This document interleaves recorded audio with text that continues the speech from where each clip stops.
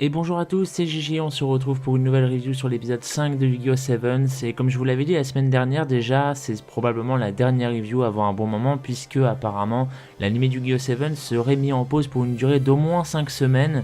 Donc voilà, vous êtes prévenus et j'imagine qu'il en sera de même pour Pokémon à peu de choses près. Mais bon, en attendant, profitons de ce dernier épisode avant la pause et voyons ce qu'il a à nous offrir.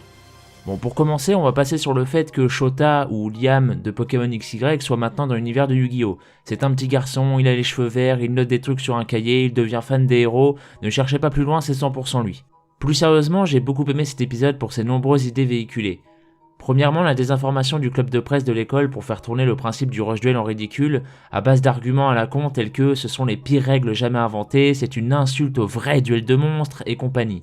Ça représente à merveille les haters actuels de la communauté, et c'est une idée de génie je trouve de faire ça aussitôt, surtout que le rush duel est encore assez camouflé pour l'instant dans l'univers de Sevens, ce qui rend la chose du coup plutôt cohérente au final. Et deuxièmement, le fait qu'au final la pseudo-guerre entre les héros et la Goa commence déjà. Le but de cet épisode était de trouver un moyen de contrer les actions de la Goa Corp qui va à tout prix supprimer toutes les informations concernant le rush duel, en continuant à le rendre toujours plus populaire pour ainsi protéger leur nouveau style de jeu. J'aime beaucoup l'idée dans laquelle les deux camps s'affrontent dans une sorte de guerre de médias plus que directement face à face pour l'instant, et je trouve ça très intelligent pour un début d'animé afin de ne pas griller les étapes. Imaginez si on aurait déjà Yuga contre le chef de la Goa maintenant.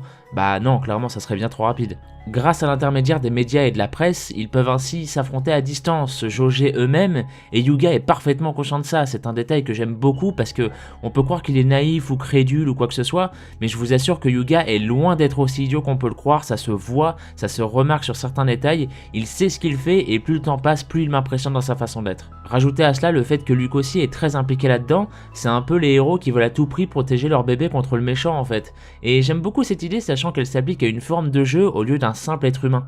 Mis à part tout cela, cet épisode avait beaucoup de plans que j'ai trouvé vraiment intéressants et sympas dans sa mise en scène pour rendre le tout un peu plus sérieux. On sentait vraiment la détermination de Luke ainsi que le côté un peu méprisant et moqueur de son adversaire au travers de leurs expressions faciales notamment, ce qui apporte vraiment du crédit à l'enjeu encore une fois et c'est très important à mon sens.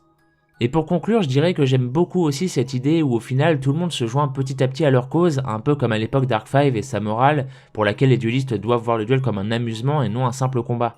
À force d'en entendre parler, les gens s'y intéressent, puis deviennent curieux, donc ils en parlent, et le phénomène se répand jusqu'au moment où on essaie par soi-même, et on se rend compte que l'on peut finalement adhérer à cette nouvelle forme de duel, soi-disant sortie de nulle part. Et c'est là toute la morale de Sevens en fait, Yuga et Luke veulent démocratiser et rendre populaire ce nouveau style de duel, afin de redonner de l'intérêt et un nouveau souffle au jeu, et ils y arrivent très bien, et c'est surtout fait de façon logique et crédible jusqu'à maintenant en tout cas.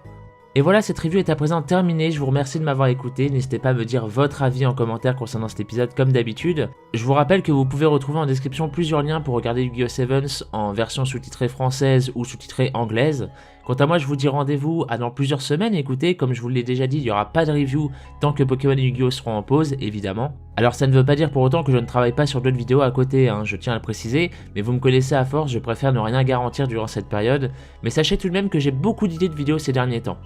Après bon, est-ce qu'elles verront le jour la semaine prochaine ou bien dans 6 mois? On verra ça en temps et en heure. En attendant, je vous dis rendez-vous à la prochaine, portez-vous bien et des bisous.